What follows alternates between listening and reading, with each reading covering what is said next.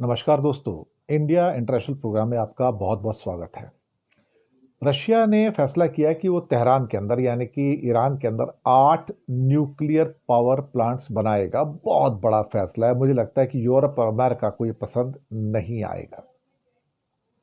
इसका मतलब उसके पास और ज़्यादा एनरिच्ड यूरेनियम बनाने के चांसेस होंगे और ज़्यादा मात्रा के अंदर वो वहाँ पर न्यूक्लियर बॉम्ब्स भी बना पाएगा। ट्रंप और शरीफ साहब की मीटिंग हो रही है। शहबाज शरीफ की मीटिंग होने जा रही है। शहबाज शरीफ अमेरिका में है, यूनाइटेड नेशन में स्पीच देने के लिए, और उनकी मीटिंग वहाँ पे ट्रंप साहब के साथ। और हूतीस ने एक बार फिर से अटैक किया है यमन के अपना इसराइल के ऊपर, और इसराइल की जो एयर डिफेंस सिस्टम है उसको रोक पाने में कामयाब नहीं हो रहे हैं। तो सबसे पहले हम बात करते हैं कि जो खबर है, आपका स्वागत करते हुए, कि न्यूक्लियर डील की है तेहरान के साथ मॉस्को ने। 8 न्यूक्लियर प्लांट्स बनाए जाएंगे और 2040 तक 20 गीगावाट न्यूक्लियर पावर का टारगेट बनाया गया है। और पुतिन साहब और मसूद पेजेश्कियन, जो कि उनके राष्ट्रपति हैं, प्रेसिडेंट हैं, उन दोनों के बीच में ये एग्रीमेंट हुए हैं। फिलहाल ईरान के बुशहर शहर में एक न्यूक्लियर रिएक्टर काम कर रहा है, और अमेरिका ने बीच में काफ़ी अटैक किए हैं नातांज में, फोर्दो में, और एक और इस्फहान के अंदर बर्बाद करने की कोशिश की। अब छोटे न्यूक्लियर पावर प्लांट्स बनाने के लिए फैसला हुआ है मॉस्को में। ये अभी फैसला हुआ है, जहां पर रशियन एजेंसी रोसाटॉम और ईरान के न्यूक्लियर प्रोग्राम के चीफ मोहम्मद इस्लामी ने डॉक्यूमेंट्स के ऊपर साइन किए। और रोसाटॉम ने इस पूरे प्रोजेक्ट को स्ट्रेटजिक भी बताया और बहुत इंपॉर्टेंट बनाया। मोहम्मद इस्लामी ईरान के वाइस प्रेसिडेंट भी हैं, और 2040 तक 20 गीगावाट न्यूक्लियर पावर पैदा की जाएगी। 8 नए प्लांट्स लगाए जाएंगे। 4 न्यूक्लियर प्लांट बुशहर में लगाए जाएंगे और 4 दूसरी जगह में लगाए जाएंगे।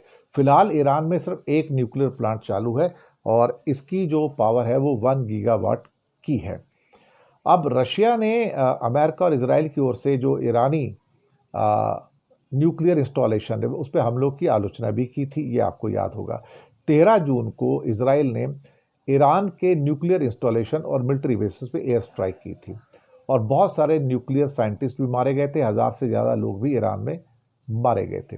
ईरान ने बाद में मिसाइल और ड्रोन से काफ़ी हमला किया, जिसमें दर्जनों इजरायलियों की भी जान गई और उनके काफ़ी जानो माल का भी नुकसान हुआ।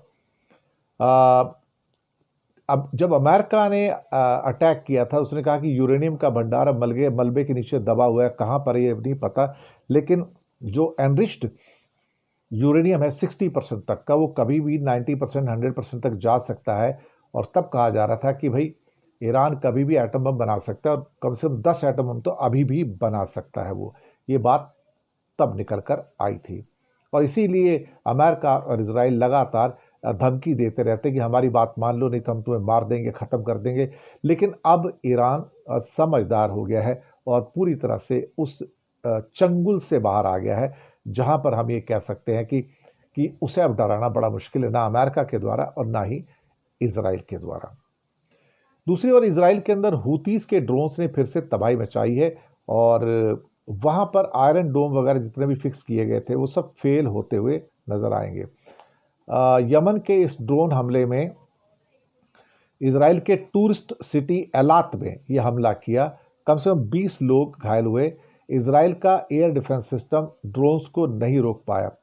अभी तक जो खबर है, 22 से ज़्यादा लोग बुरी तरह से जख्मी हुए हैं। किसी की मौत तो खैर नहीं हुई है, लेकिन हॉस्पिटल पहुंचाया गया।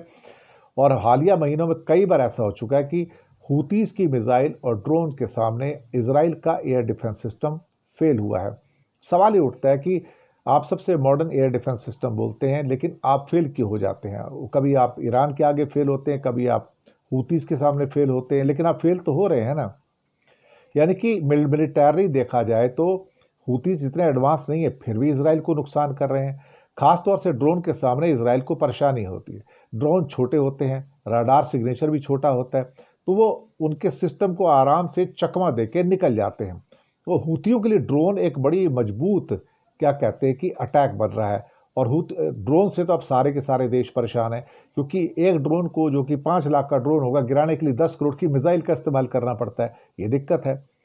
अब हूतीज ने खास तौर से अब इसराइल के एलात और साउथ एरिया में हमले किए, जहां पर टूरिस्ट वगैरह काफ़ी आते हैं। लेकिन पिछले हफ्ते हूतियों ने इलियट के पास रेमन हवाई अड्डा और रिसोर्ट पर 2 बार हमला किया और इसराइल की एयर डिफेंस की कमजोरियों को ढूंढा। और हूती इसराइल पर हर बार हमला करते धमकाते हैं कि भैया तुम कुछ नहीं कर पाओगे और हम तुम्हें मारते भी रहेंगे, तुम जो करना कर लो। अब एक हूती जो बार बार हमला इसलिए करते हैं कि उसकी जो क्या कहते हैं कि ज्योग्राफिकल जो डिस्टेंस है वो भी कम है। ईरान से डिस्टेंस ज़्यादा है, लेकिन वहाँ से यमन से उसका डिस्टेंस कम है। अब हूतीस का प्रभाव इसराइल कहते हैं कम हो रहा है, लेकिन उसको रोका तो जा नहीं सकता, और हर चीज़ के लिए एयर डिफेंस को कहते हैं दोषी भी नहीं किया जा सकता। लेकिन हूतीज ने जिस बार छोटे छोटे हथियारों का उपयोग किया है, उससे ये लोग काफ़ी हद तक देखा जाए तो मार खा रहे हैं। एक खबर और आते हैं साथ में कि ट्रंप साहब की अब मीटिंग होने जा रही है शरीफ के साथ में। पाकिस्तान प्राइम मिनिस्टर की वॉशिंगटन में जो वापसी हो रही है 6 साल के बाद हो रही है, और ये एक बड़ा गैप भी इसे कहा जाए, देखा जाएगा।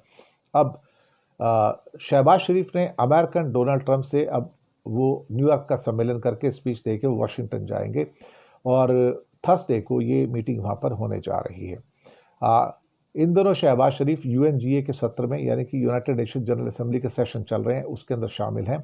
और हालांकि उन्होंने ट्रंप से पहले एक इनफॉर्मल छोटी सी बातचीत भी की थी, और जिसमें ट्रंप साहब के साथ जो अरब देशों की 8 इस्लामिक अरब देशों की जो मीटिंग थी, उसमें पाकिस्तान भी शामिल था, लेकिन वो जनरल बैठक थी वहाँ पर। लेकिन अब वो खास तौर से वाशिंगटन जा रहे हैं ताकि वहाँ पर वो 1-to-1 मुलाकात उनसे कर सकें। और बाइडन प्रशासन से थोड़ी दूरी थी पाकिस्तान की, लेकिन ट्रंप प्रशासन के अंदर, एडमिनिस्ट्रेशन के अंदर व्हाइट हाउस और पाकिस्तान की दूरियां कम हुई हैं और रिश्तों में काफ़ी गर्माहट भी हुई है।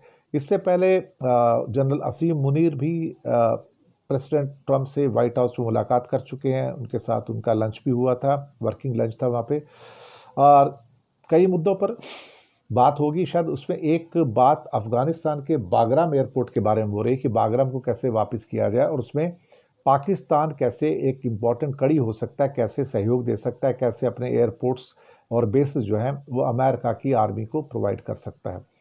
और इसके अलावा कुछ रीजनल मुद्दे हैं, जो ट्रेड है, टेररिज्म है, अफगानिस्तान है, इनके ऊपर काफ़ी हद तक यहाँ पर बातचीत होगी। अब ऐसा लग रहा है कि कहीं ना कहीं जो इन दोनों के रिश्तों में जो गर्माहट है वो थोड़ी सी बढ़ती हुई नज़र आ रही है। तो दोस्तों, ये थी हमारी खबर आज तक इंडिया इंटरनेशनल में। चैनल को सब्सक्राइब कीजिएगा, लिंक आगे भेजिएगा ताकि अधिक से अधिक लोगों तक सही समाचार पहुंच सके। हो सके तो छोटी छोटी आर्थिक मदद भी कर सकते हैं। नीचे हमने आपके लिए यूपीआई नंबर और बैंक अकाउंट नंबर दोनों दिए हैं। किसी एक को चुनकर छोटी सी मदद करेंगे तो अच्छी पत्रकारिता को आगे बढ़ाने में आप हमारे सहयोगी भी बनेंगे। धन्यवाद।